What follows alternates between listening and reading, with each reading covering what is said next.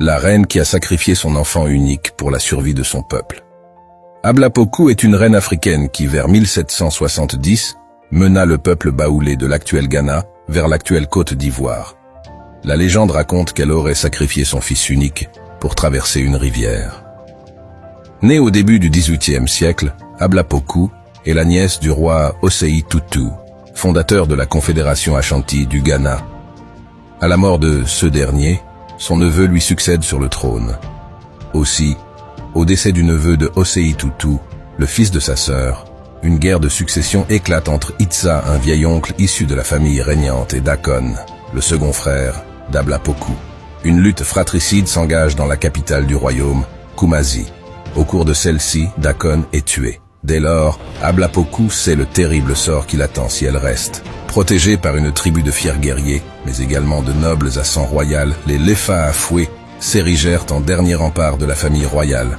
La reine s'enfuit donc vers le nord-ouest avec sa famille, ses serviteurs, ses soldats fidèles, et tous ceux du peuple qui se reconnaissent en elle ou en Dakon. Selon la légende, la reine Ablapoku et ses partisans se retrouvent bloqués dans leur fuite par le fleuve mugissant de la Comoé, barrière naturelle entre leurs anciennes terres, situées dans le Ghana actuel, et le territoire devenu aujourd'hui Côte d'Ivoire.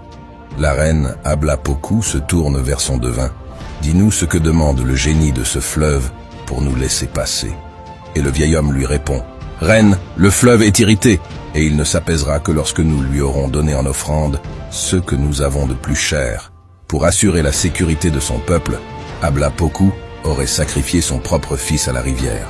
On croyait que cet acte avait apaisé les esprits et permis à son peuple de traverser. Après la traversée, la reine se retourne et murmure dans un sanglot « Baouli », ce qui signifie littéralement « l'enfant est mort ». C'est ainsi qu'en souvenir de cet enfant, la tribu d'Ablapoku aurait été appelée Baoulé.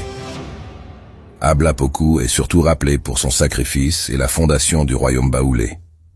Elle est un symbole de résilience face à l'adversité. Le peuple baoulé continue d'honorer sa mémoire à travers ses traditions, faisant d'Ablapoku une figure vénérée de l'histoire ivoirienne.